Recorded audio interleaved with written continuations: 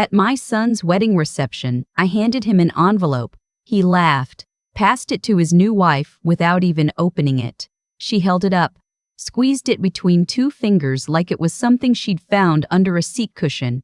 "Feels light," she said. People at the nearest table heard her. A few of them smiled. My son, my only child, looked at me with that expression I'd been seeing more and more in recent years. The one that said he wished I'd stayed home. His wife dropped the envelope on the gift table between a set of crystal wine glasses and a card from her parents that I later learned contained a check for $50,000. She didn't open it. She just moved on, taking my son's arm, steering him toward the photographer. I stood there in my good dress, the navy one I'd bought at Kohl's 3 years ago and saved for occasions like this, and watched them walk away.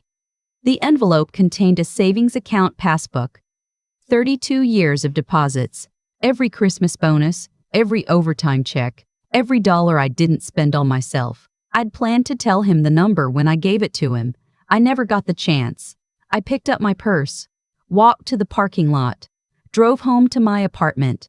That night, I sat at my kitchen table and made a decision. Before I tell you what happened next, have you ever given someone everything you had and watched them treat it like nothing? Leave a comment. I read every single one. My name doesn't matter. What matters is what I did for 32 years and what it built. I started working at the Beaumont Hotel in 1991, not in the restaurant, not at the front desk. In housekeeping, room by room, floor by floor, 6 days a week. The Beaumont was the kind of place where guests left $100 bills on the nightstand for room service, but rarely left anything on the pillow for the woman who made their bed. I learned a few things in those early years. I learned how money moved. I learned that the people who had the most of it rarely talked about it, and the people who talked about it the most rarely had any. I learned that if you were quiet and invisible enough, you heard everything. In 1993, I overheard 2 guests in the hallway outside room 422 arguing about a foreclosed property on Mercer Street. A duplex, 2 units, going for $38,000 at auction. One of them said it was a waste of time. The other said the neighborhood was dying. I was 34 years old, divorced, raising my son on a housekeeper's salary. I had $41,000 in savings. Every cent I'd scraped together since I was 22. People told me I was crazy. My own mother told me I was throwing away my security. I bought it anyway. I fixed the plumbing myself using a library book and 3 weekends. I painted both units. I replaced the kitchen fixtures with parts from the salvage yard on Route 9. By spring, both units were rented to working families. The rent covered my mortgage and left $200 a month. I put every dollar of that into a separate account and never touched it. That was the first one. My son grew up knowing I worked at the hotel. He saw me in my uniform. He watched me pack lunches and clip coupons and buy his school clothes at the end of season sales. What he didn't see, what I never showed him, was the folder I kept in the locked drawer of my desk: property deeds, rental agreements, bank statements from accounts held under Mercer Holdings, LLC. My initials, my company, my business, and no one else's. By the time my son graduated high school, I owned 6 properties. By the time he finished college, paid for entirely by me, though he assumed it was loans, I owned 14. I never told him. I wanted him to build his own sense of worth before he knew about mine. I wanted to know who he'd become when he thought his mother was just a hotel housekeeper. I found out the morning of his wedding rehearsal dinner when his new in-laws asked me what I did for a living. My son answered before I could. "She works at a hotel," he said. Then, quieter, to his future father-in-law, "housekeeping." His fiancée's father nodded slowly, the way people do when they're deciding how much of their attention something deserves. Her mother didn't nod at all. That was 2 days before the reception, 2 days before the envelope. The Monday after the wedding, I called my attorney. Her name is Josephine, Jo, and she's handled my legal work for 18 years. She picked up on the second ring. "How was the wedding?" she asked. I told her about the envelope. About the table. About my son's face. There was a pause. What do you want to do? I told her. Another pause, longer this time. That's going to take some preparation. I know. I have time. What I didn't tell her, what I hadn't told anyone yet, was that 2 weeks before the wedding, I'd hired someone. His name was Edmund Cray, and a regional bank director I'd worked with for years had given me his number. Former law enforcement, 20 years experience. The kind of man who could find out what someone had done with money they shouldn't have touched. I'd hired him because something hadn't been sitting right with me for months. My son had married into the Ashford family. His wife's father, Reginald Ashford, ran a mid-sized construction firm out of Providence. On paper, the Ashfords were comfortable, not wealthy, but solid. The kind of family that had a lake house and strong opinions about wine. But there were things that didn't add up. My son had moved into a new apartment 6 months before the wedding. A building in a neighborhood where one-bedrooms ran $2,300 a month. He was a mid-level project manager at an engineering firm making $68,000 a year. His fiancée was a part-time event coordinator. The math didn't work. Edmund sat across from me at a diner off the interstate.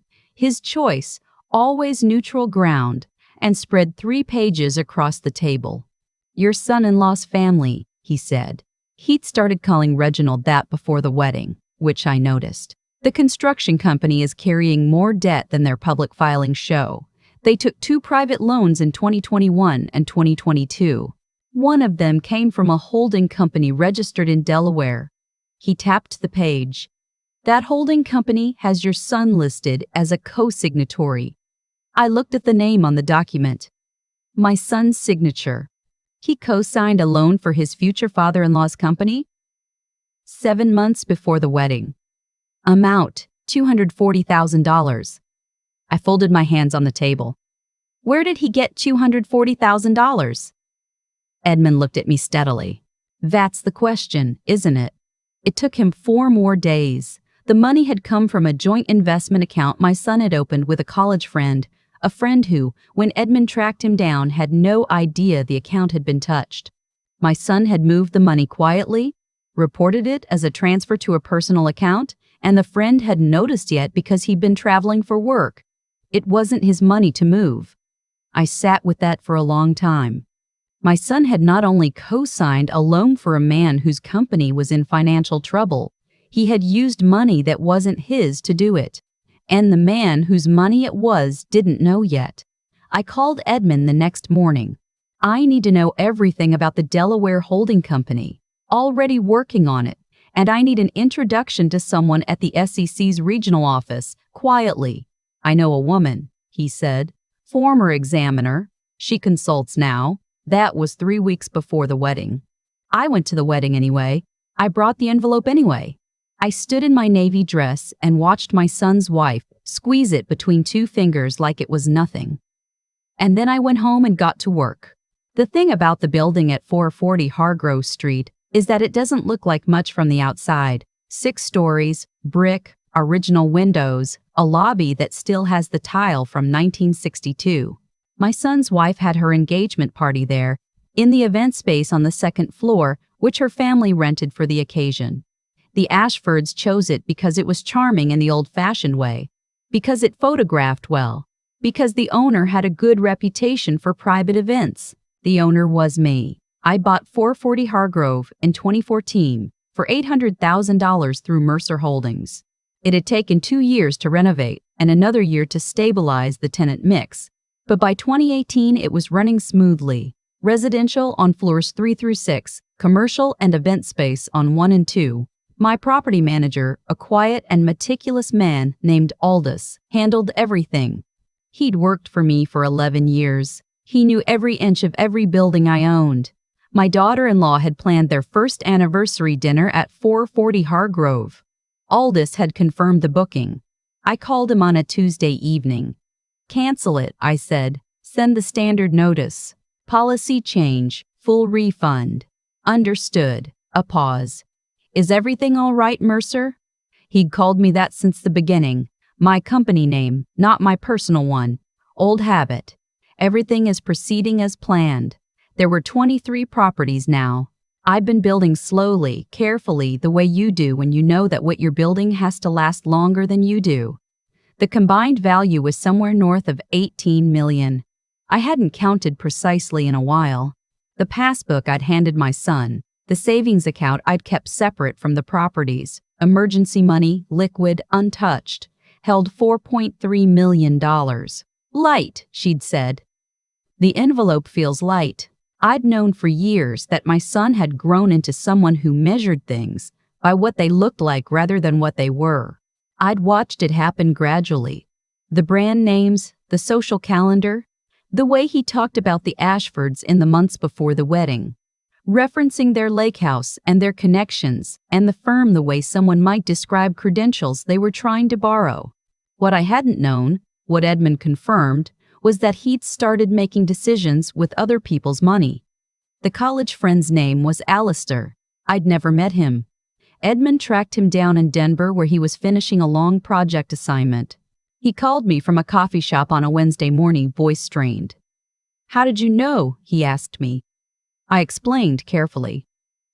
The co-signed loan, the Delaware company, the transfer records Edmund had documented. Silence. "I trusted him," Alistair said. "We opened that account together in 2015. I hadn't looked at it in 8 months. I know. I need to call my attorney." "Yes, you do. And Alistair, there's someone else you should call. I can give you a name." The SEC examiner Edmund had connected me with was a woman named Rosalind. She was precise, unhurried, and when I laid out what Edmund had found, she asked exactly the right questions. 3 days later, she told me that what I'd described, the undisclosed co-signing, the misappropriated funds, the Delaware company's structure, warranted a formal referral. "This will take time," she said. "I have time," I said, "but I'd like to ask something unusual." She waited. "There's a building. I own it. I'd like you and a colleague to be there on a specific date, at a specific time. My son will be there. So will his wife and her family." A long pause. "You want us present for a confrontation. I want you present for a revelation. There's a difference. Mrs. My daughter-in-law did not know about the misappropriated funds. I have documentation. Alistair has already confirmed this to his attorney. She was not involved." I paused. "But she needs to understand what her husband and her father did. She needs to hear it from someone with authority, not from his mother." Another silence. "Longer. 2 weeks," she said finally. "And we control how this proceeds. Completely." My son called 11 times in the 10 days that followed. I let every call go to voicemail. I was working the early shift at the Beaumont. I still worked there 3 days a week, had for 32 years, and I kept my phone in my locker the way I always had. The rule was the rule. On the 6th day, my son left a voicemail that was different from the others. "Mom." His voice was tight. "Something's happening with the investment account. Alistair's attorney called the firm. I need to talk to you, please." I listened to it on my break, sitting in the break room with a cup of tea that had gone cold. I played it twice. He knew something was unraveling. He didn't know how much. I didn't call back. On the 9th day, my son showed up at my apartment. He knocked for a long time. I was inside, sitting at my kitchen table with the property files spread out in front of me, and I did not answer the door. I heard him breathing on the other side of it. After 4 minutes, he left. I sat there until his footsteps were gone. Then I went back to work. The morning of the 14th day was clear and cold. I arrived at 440 Hargrove at 8 in the morning, 2 hours before anyone else. Aldous met me in the lobby. "Second floor is ready," he said. "Chairs arranged as you asked. I'll be in the management office if you need anything." "Thank you, Aldous." I walked through the event space alone. The room was high-ceilinged, original plaster medallions, tall windows that looked out over the street.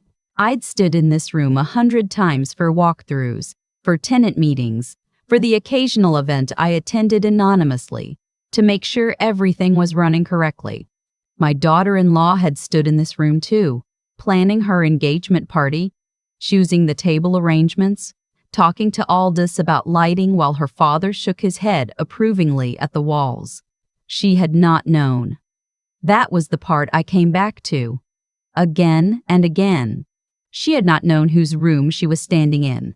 At 10 o'clock, Rosalind arrived with a colleague. They were both in dark coats, professional, unhurried. We shook hands. "Your son and his wife?" she asked. 11 o'clock. "Her father as well." She nodded. "We'll stand back until the appropriate moment." My son arrived at 10:58. He came alone. His wife was parking the car, he said, defensive already, as if the 1-minute difference mattered. He looked worse than he had at the wedding. Shirt pressed but eyes hollow, the kind of tired that comes from not sleeping rather than not resting. "Mom." He crossed the room to me. "What is this? Why are we here?" "I wanted to show you something." "Show me." He looked around the event space, at the windows, at the original plaster. "This is the Hargrove building. Helena's engagement party was here." "I know." He frowned. "Why are we meeting here?" "Because I own it." He went very still. Before he could respond, the door opened. His wife, Helena, walked in with her father behind her. Reginald Ashford was a large man, the kind who took up space deliberately, who shook hands too firmly and talked too quickly about things that didn't require explanation. Today he looked smaller than I'd ever seen him. Something had already reached him. He knew the shape of what was coming even if he didn't know the details. Helena looked at her husband, then at me, then at the room. "Why are we here?" she asked. "Your mother-in-law wanted a meeting," Reginald said. His voice was careful. "I wanted to show you this building," I said.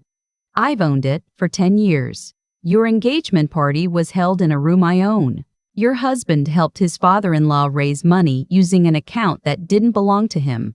Money from a friend who trusted him. And part of that money went through a company connected to this building's commercial refinancing." The silence in the room was absolute. Helena turned to her husband. "What is she saying?" My son opened his mouth, closed it. "The Delaware Holding Company," I said. "The co-signed loan. Alistair's investment account." Reginald stepped forward. "Now wait a moment, I've already waited." I didn't raise my voice. I never raised my voice. I waited while my son co-signed a loan for your company without telling anyone where the money came from. I waited while the two of you built a life on a foundation that had another man's name on it. Helena's face had gone white. "Dad." Her voice was barely audible. "What did you do?" It wasn't a question. Rosalind stepped forward from where she and her colleague had been standing quietly near the window. She introduced herself. She said the words, "securities irregularities, misappropriation of funds, formal investigation," in the same unhurried tone she'd used with me. "Professional." "Exact." My son looked at me, not with anger, with something worse, recognition. The look of someone who finally understands that the person they underestimated has been watching them clearly this whole time. "You knew," he said, "before the wedding. 3 weeks before. And you still came. You're my son. Then why—" His voice cracked. "Why didn't you tell me? Why didn't you warn me?" I looked at him carefully. This was the question I had expected and the one I had thought about longest. "Because you handed me the answer 2 days before your wedding," I said, "at the rehearsal dinner. When your father-in-law asked what I did for a living and you told him I worked at a hotel and said housekeeping under your breath like a footnote, he flinched. I have worked at the Beaumont Hotel for 32 years. I made your bed every morning until you left for college. I packed every lunch. I fixed every leaky faucet because I couldn't afford a plumber, and I had learned how. I built something piece by piece from a $38,000 duplex that everyone told me was a waste of time. And when someone asked you about your mother, you treated it like something to get past quickly." Helena sat down on one of the chairs. Her father hadn't moved. My son stood in the middle of the room looking at the floor. "I'm not here to humiliate you," I said. "I'm here because this was the only way you were going to see clearly. Both of you. Reginald cleared his throat. I can explain the loan arrangement. You can explain it to Rosalind, I said. That's what she's here for. Helena looked up at her father. Something shifted in her face. A rearrangement I recognized. The expression of someone recalculating everything they thought they knew about a person. Dad, she said again. Flat this time, a door closing. Reginald left with Rosalind and her colleague an hour later. He did not look at me on his way out. My son and his wife stayed. Helena sat in the chair for a long time without speaking. My son stood at the window. After a while, Helena said, I didn't know. I know you didn't. I need you to know. I didn't know. I do. I sat down across from her. Rosalind has documentation confirming your accounts were separate. You're protected. She looked at me, really looked at me, maybe for the first time. Why would you protect me? After what I said about the envelope. The envelope, I said, was never about you. It was about your husband. And my job isn't to punish you for marrying someone who turned out to be a stranger. My job is to make sure you survive it. She put her face in her hands. Not crying exactly, something quieter than that. My son turned from the window. His eyes were red. The passbook, he said. You said it was savings. What's actually in it? 4.3 million. He made a sound I'd never heard from him before. Not surprise, grief, almost. The sound of something understood too late. I was going to tell you the number when I handed it to you, I said. I didn't get the chance. Mom, I'm not finished. I kept my voice even. 23 properties, 18 million, approximately. Built from nothing. Built quietly. Built while I wore a uniform and changed sheets and was invisible to the kind of people who ask what you do and then move on before you finish answering. I paused. I didn't hide it to punish you.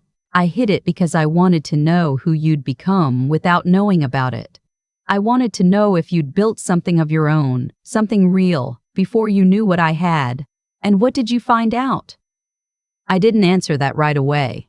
I looked at my son, at his hollow eyes, his pressed shirt, the weight he'd been carrying for weeks, and I thought about the boy who used to sit at the kitchen table, doing homework, while I balanced property accounts in the same notebook I used for grocery lists.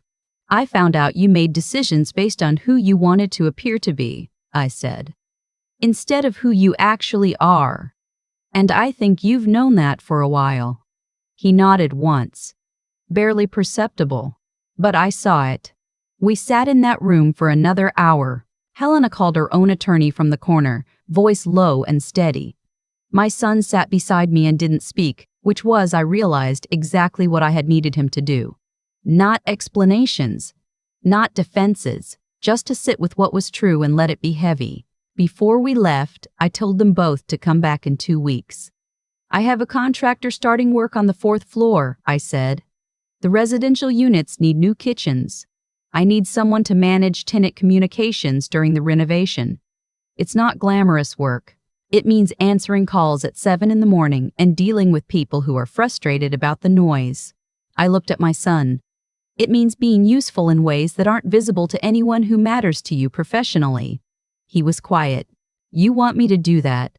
I want you to decide if you're capable of it. He came back in 2 weeks. He came back every week after that. Helena filed for separation 2 months after the meeting at 440 Hargrove. She told me later, over coffee in my apartment, that the marriage had been built on a version of her husband she had constructed herself, polished, careful, the image of someone going somewhere important. When the image cracked, there wasn't enough underneath it. He didn't know how to be ordinary, she said. Neither did you, for a while, I said, not unkindly. She laughed a little. It was the first time I'd heard her laugh. No, she said. Neither did I. She started volunteering at a housing nonprofit 2 months later. I don't know if she connected it to what I'd done with my properties, and I didn't ask. Some things people come to on their own. Reginald Ashford cooperated with the investigation. The Delaware company was dissolved. The construction firm restructured under new management.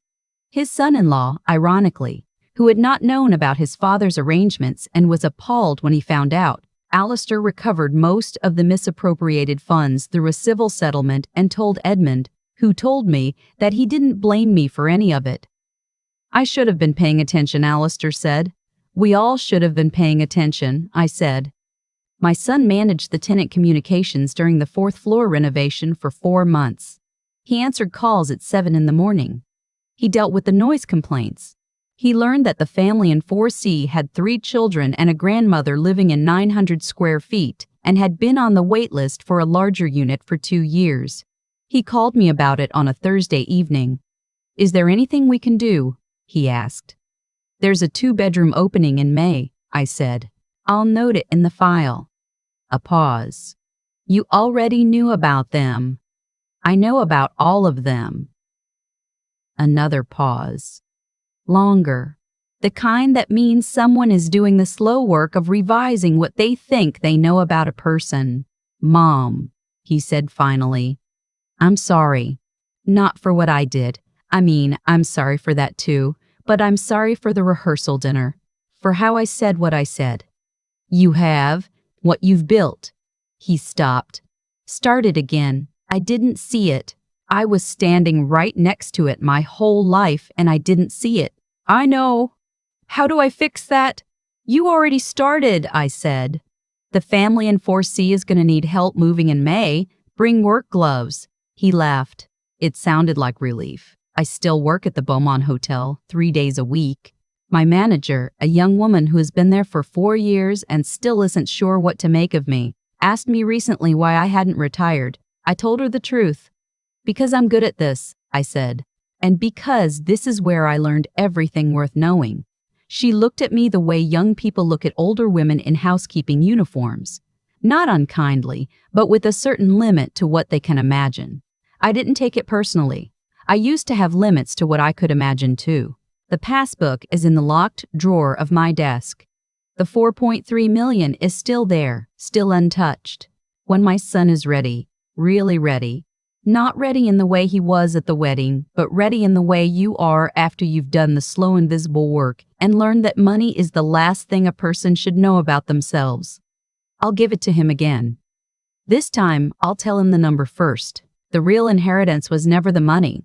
It was the 32 years it took to build it and everything I learned about who people were along the way, including my son, including myself. The envelope was never light. It just lit that way to people who had never had to carry anything. I'm still carrying things. I don't mind. That's always been the work. If this story found you today, I want to ask you something honestly. Have you ever been made to feel small because of how you earn your living? Leave a comment. Not because I need to know, but because someone else reading it might need to hear they're not alone. God gave me work, and work gave me everything worth having. Not the money, the patience, not the properties, the purpose. There were mornings at the Beaumont when I was invisible to every person I passed in that lobby. And I want you to know, invisible is not the same as small. The people who didn't see me had no idea what I was building while they weren't looking. Neither did my son. Until now. If this story meant something to you, share it with someone who needs to hear it. And subscribe to Topaz Revenge. Not for revenge, really, for the reminder that quiet people are often building something the loud ones will one day wish they'd paid attention to. I'll see you in the next story. I've thought about cause and effect more in the last 2 years than in the 30 before them combined. Not in the abstract philosophical way, in the very specific concrete way that comes from watching a chain of decisions play out to their natural end and realizing that nothing that happened was surprising. Everything followed from something else. Every consequence had a clear parent. My son made choices that looked smart in the short term. He attached himself to people who seemed to have arrived somewhere important. He built a life designed to be looked at. And because that was the foundation, appearance over substance, it required constant maintenance. It required borrowing things that didn't belong to him. It required a father-in-law whose company needed propping up, and a wife who asked no questions, and a mother he could describe quickly and move past. The whole structure was held together by the image of it rather than the thing itself. That kind of construction fails. It doesn't fail because the universe is punishing anyone. It fails because it was never structurally sound to begin with. What I did, hiring Edmund, calling Rosalind, arranging that morning at 440 Hargrove, wasn't revenge. I want to be honest about that, because I've asked myself more than once whether I was dressing up something uglier in cleaner clothes. I don't think I was. I think I understood, at 63 years old, that the kindest thing I could do for my son was let him see clearly rather than protect him from the view. If I had called him before the wedding, told him what Edmund found, issued a warning, he would have defended Reginald. He would have called me jealous, or overprotective, or unable to accept that he'd made a life that didn't include me at the center of it. He wasn't ready to hear the truth from me. He needed to see it from someone who couldn't be explained away. That's the part about intelligence that nobody teaches when you're young. Knowing something isn't enough. You have to understand the conditions under which a person is capable of receiving it. My son had 30 years of practice not seeing me clearly. One phone call wasn't going to undo that. What could undo it? What did undo it? Was standing in a room he didn't know I owned and watching everything he'd built on someone else's foundation come apart in front of him. Helena didn't deserve what happened to her. She made the mistake of marrying someone she'd constructed rather than someone she'd known, and that's a mistake a lot of people make, and it costs what it costs. What I respect about her is what she did next. She didn't collapse. She got a lawyer. She got honest with herself. She started doing work that mattered to her rather than work that looked good at a dinner party. That's character. Not the kind you're born with, the kind you develop under pressure when there's no longer any benefit to pretending. My son brings work gloves now when there's a move-in day. He answers early calls without complaint. Last month he told me he'd been thinking about getting his property management certification. I didn't make a big deal of it. I just said that was worth pursuing if he was serious about it. 32 years ago I bought a duplex on Mercer Street that everyone told me was a waste of time. I built what I built by doing the work when no one was watching, by being useful in invisible ways, by understanding that the real measure of a thing isn't what it looks like. It's whether it holds up when the pressure comes. The envelope was never light. That's all I want anyone to take from this story. The things that look light are often the ones carrying the most.